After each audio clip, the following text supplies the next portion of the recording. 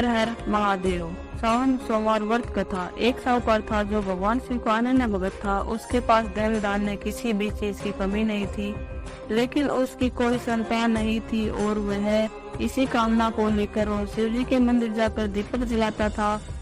उसके इस भक्ति भाव को देखकर एक दिन माता पार्वती ने शिव जी से कहा कि प्रभु, यह साहूकार आपका अनन्य भगत है, उसको किसी बात का कष्ट है तो आपको उसे अवश्य दूर करना चाहिए।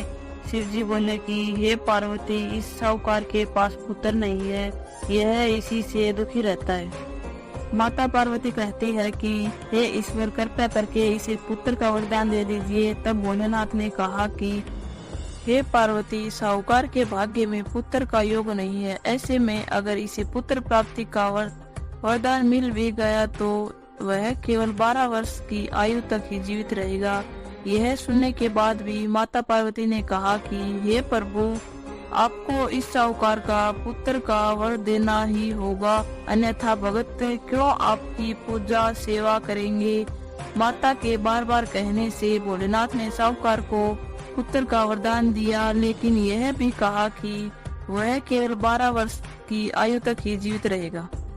साहूकार यह सारी बातें सुन रहा था, इसलिए उसे न तो दुखी हुई और न ही खुशी। वह पहले की ही तरह भोलेनाथ की पूजा अर्चना करता रहा। उधर सेठानी गर्भवती हुई और 9वें महीने में उसे सुंदर से बालक की प्राप्ति हुई। परिवार में खूब खुशियां मनाई गई, लेकिन साहूकार पहले की तरह रहा और उस बालक की 12 वर्ष की आयु का जिक्र किसी से भी नहीं किया। जब बालक 11 वर्ष की आयु हो गई तो एक दिन साहूकार की सेठानी ने बालक के विवाह के लिए कहा, तो साहूकार ने कहा कि वह अभी बालक को पढ़ने के लिए काशी जी भेजेगा। इसके बाद उसने बालक के मामा जी को बुलाया और कहा कि इसे काशी जी पढ़ने के लिए ले जाओ और रास्ते में जिस भी स्थान पर रुकना वहाँ यज्ञ करते और ब्राह्मणों को भोजन कराते हुए आगे बढ़ना। उन्होंने भी इसी तरह करते हुए जा रहे थे कि रास्ते में एक राजकुमारी का विवाह था। जिससे उसका विवाह होना था वह एक आंख से काना था।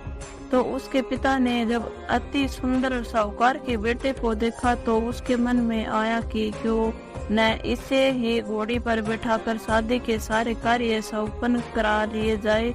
तो उन्होंने मामा से बात की और कहा इसके बदले में वह बहुत सारा धन देंगे, तो वह भी राजी हो गया।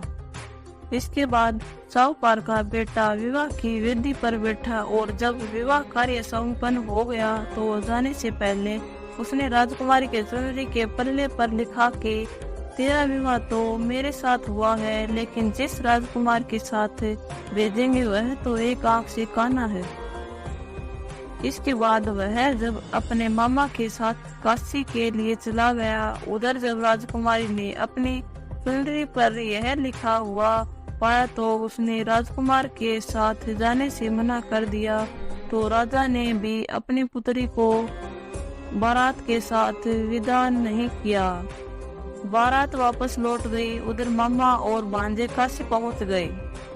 एक दिन जब मामा ने यज्ञ रचा रखा था और भांजा बहुत देर तक बाहर नहीं आया तो मामा ने उधर जाकर देखा तो भांजे के प्राण निकल चुके थे।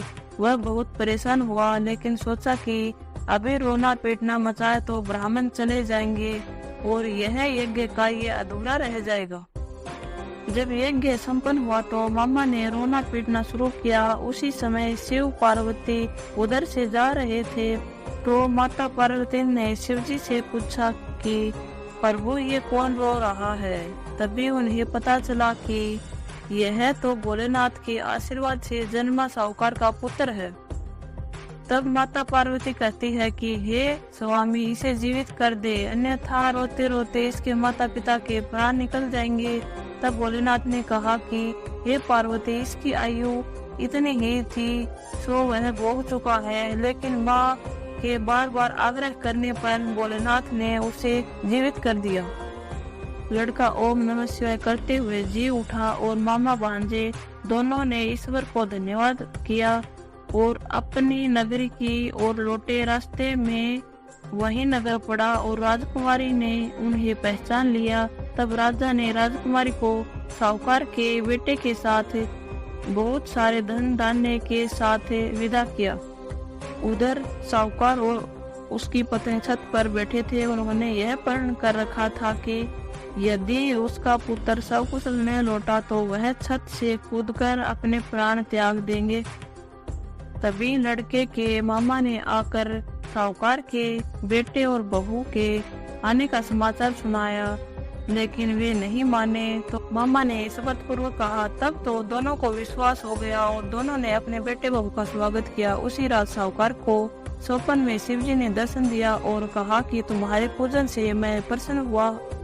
इसी प्रकार जो भी व्यक्ति इस कथा को पढ़ेगा या सुनेगा उसके समस्त दुख दूर हो जाएंगे और सभी मनोकामनाएं पूर्ण हो जाएगी। हर हर महादेव।